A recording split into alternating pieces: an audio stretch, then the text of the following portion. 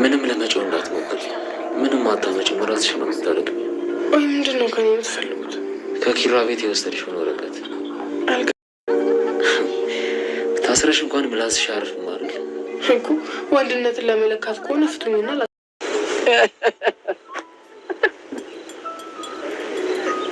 በቃ አሁን ምንም ያስጨንቅ ነገር የለምሽ። ሁሉም ነገር ሰላም ሆኗል። እኔ ምን ላድርግልህ? ቃል የለኝም እኮ ለአንተ። ግድ የለም ምንም አትበይ። እኔ እኮ የራሴን ስህተት ነው ለማረም የሞከርኩት። ሸው ምን ላድርግልህ? የኔ ጀግና። ምንድን ነው ያልሽኝ? የኔ ጀግና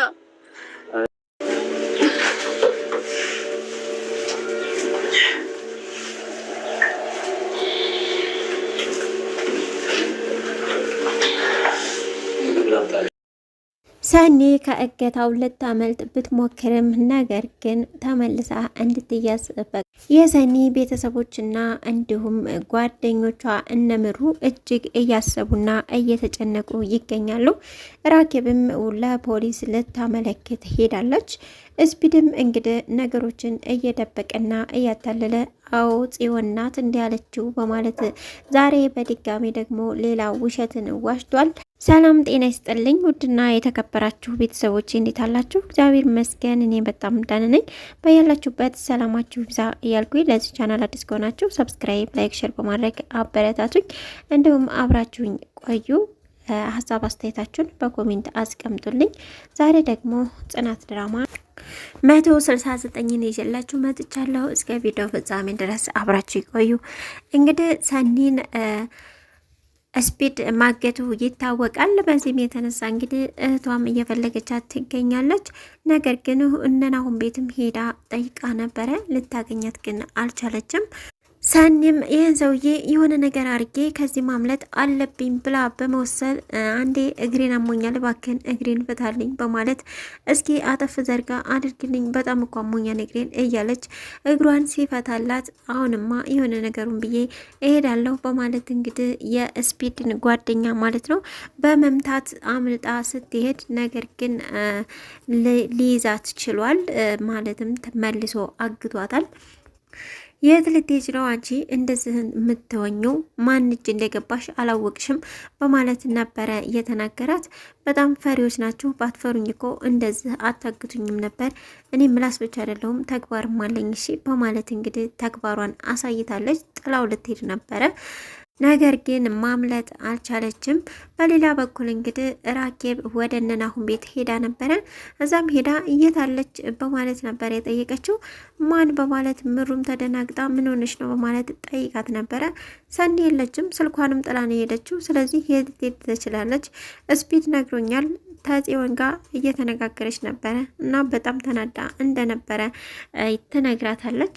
አረ ትናንትና እኮ ደህና ነበረች፣ አሁን ከጽዮን ጋር የተረሳ ነገር ማንሳት ምን ይሉታል በማለት እንግዲህ ምሩም ተናግራ ነበር። እንዲህ እያሉ በሚያወሩበትም ሰዓት እንግዲህ ናሁም ከውስጥ ይመጣል። ያንተ ዘመድ ናት አይደለ በማለት ነበረ የተናገረችው። ማናት ምንድን ነው በማለት ናሁም ቢጠይቅም ያቺ ጽዮን ናት ማናት የሚሏት ነው የት ነው ያለችው አሁን በማለት ነበረ የጠየቀው።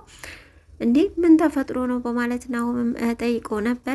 ትናንትና በጣም ተናዳ ነበር። ስልኳን ጥላ ደግሞ የት ልትሄድ ትችላለች? ስልኳም የለም፣ ቤቱም ተዘበራርቆ ነው ያገኘሁት፣ ቤትም አላገኘኋትም በማለት ትናገራለች። ናሁምም እንግዲህ ጽዮንን በመጥራት ወደ ቤት ጠይቋት ነበረ። እሷም ምንም የማውቀው ነገር የለም በማለት ነበረ የመለሰችለት። አሁን ላይ እንኳን ስለሷ ስሟን ራሱ እንዲጠሩብኝ አልፈልግም በማለት ነበር የተናገረችው። ጽዮንም በዚህ ብስጭት እንግዲህ ለዚህ ነው ወይስ ድረስ እየጠራኸኝ በማለት እቤት በመሄድ አለምዬን አይ እንደዚህ ብሎ ጠየቀኝ፣ ስለዚህ ሰኒ ጠፍታለች መሰለኝ እና እንደዚህ ያረግሽው አንቺ ነሽ ብሎ ጠየቀኝ፣ እኔ ራሱ በጣም ተናድጄ መጣሁኝ በማለት እንግዲህ ለአለምዬም ነግራታለች። የናሁም አባት ደግሞ እስካሁን ያው ሁላችንም እንደምናውቀው እንዳኮረፈ ነበረ። ዛሬ ግን ሊታረቁ ችለዋል። እባክህን ሁለተኛ አላጠፋም፣ ሁለተኛም ጥፋት አይለመደኝም፣ ደግሜ አልሰራም፣ ይቅርታ አድርግልኝ። እንደዚህ ሆነን ታዲያ እስከመቼ ነው? ተሳቅህ እኮ ብዙ ጊዜ ሆነ በማለት እስኪ በቃ ቡናፊ በማለት ፈገግ ብሎ ነግሯት በደስታ ሄዳለች። ነገር ግን ዛሬ ላይ ይቅርታ ያድርግላት፣ ይቅርታም ትጠይቅ እንጂ እሷ ከጥፋቷ አትመለስም። የናሆምም አባት እንግዲህ ጽዮንን ነይ እስኪ ወደ ውጭ እንውጣ ማውራሻለኝ በማለት ይዟት ሄዷል። ምን ሊላት ይችላል? አብረን የምናየው ይሆናል። በሌላ በኩል ደግሞ ኪራና ጽናት ናቸው። ኪራና ጽናት እንግዲህ ከብቶቹ ስለተገኙ እጅግ በጣም ደስ ብሏቸዋል። ውይ የኔ አባት ኪራዬ እጅግ በጣም ነው የማመሰግነው በማለት እንግዲህ አመስግነዋለች። የኔ ጀግና በማለትም እንግዲህ ጠርታው ነበረ። ኪራም እንግዲህ ምንድን ያልሽ እስኪ ድገሚው በማለት ነበር ያስደገሟት። የኔ ጀግና ከሆነ አሁን የምትፈልገውን ነገር በሙሉ ንገረኝ አድርግልሃለሁ፣ ምንድነው የምትፈልገው በማለት ጠይቀው ነበረ። እሱ ግን እኔ ምንም አልፈልግም፣ አሁን ስለ ራበኝ ምግብ ብቻ ሰርተሽ መብላት ነው የምፈልገው በማለት እግርህን አጥብሃለሁ፣ ምግብ እሰራልሃለሁ፣ ሁሉን ነገር ነው ማደርግልህ እያለች ትገኛለች። ምክንያቱም ከብቶቹ ስለተገኙ እጅግ በጣም ደስ ብሏቸዋል። በሌላ በኩል ደግሞ ብርቄ ናት። ብርቄ አሁን የባለቤቷ ዱላ እጅግ ስለመረራት አሁን ላይ በቃ ከዚህ ህልም ብዬ ልጥፋ እያለች ትገኛለች። እንግዲህ ውሽማዋም እንዴት ሆነ በማለት ጠይቀው ነበረ። ምክንያቱም እሱ ከብቶቹ ያሉበት እየተከተለው ስለነበረ ከብቶቹን እንዳገኙ እነ ኪራ አላወቅም። ቄም እንዴት አደረክ በማለት ጠይቀው ነበረ። አይ አልሆነም፣ ከብቶቹ ጋር ተኋላ እየተከተልኩት እየሄድኩኝ ነበረ፣ ነገር ግን በመጨረሻ ነቃብኝ እና ተመልሼ መጣሁኝ በማለት ይነግራታል።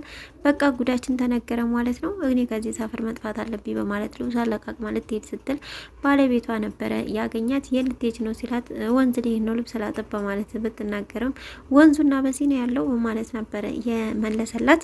እንግዲህ ወደ ቤትም ሄዳ ትንሽ ዱላ ቀምሳለች። በመጨረሻም እንግዲህ በጣም አዝናና ተክዛ እንዲሆንስ ማረረኝ ምን ማድረግ እችላለሁ እያለች እንግዲህ በምታለቅስበት ሰዓት ነበረ ቲና ያገኘቻት። ቲናም እንግዲህ እንዲህ ብርቄ ምን ሆነሽ ነው ብላ ጠይቃት ነበረ። እናቴም ሞታለች እና በቃ ሁል ጊዜ ዱላ ለዛውም የ80 ባሌ በቃ መረረኝ አሁንስ እያለች ስትላት እንግዲህ ቲናም እያላቀሰቻት ነበረ። ኪራና ጽናትም እንግዲህ ስለ አባቷ ቁጭ ብለው እያወሩ በነበረበት ሰዓት አሁን ደግሞ ሰው ላስታርቅ ብሎ ሄዷል። የት እንደሚሄድም አላቅም፣ በቃ ያስጨንቀኛል ያባዬ ነገር እያለች ባለበት ሰዓት በቃ በትንሽ በትልቁ አትጨነቂማ በማለት ጠርቷት ነበረ። ማን ያልከኝ በማለት እንግዲህ ጽናት ተጠይቀዋለች። መልሳ እማ በማለት እንግዲህ ደግሞላታል። ወይኔ በዚህ ስም እኮ ተጠራኝ በጣም ቆይታ ነበር ትለዋለች።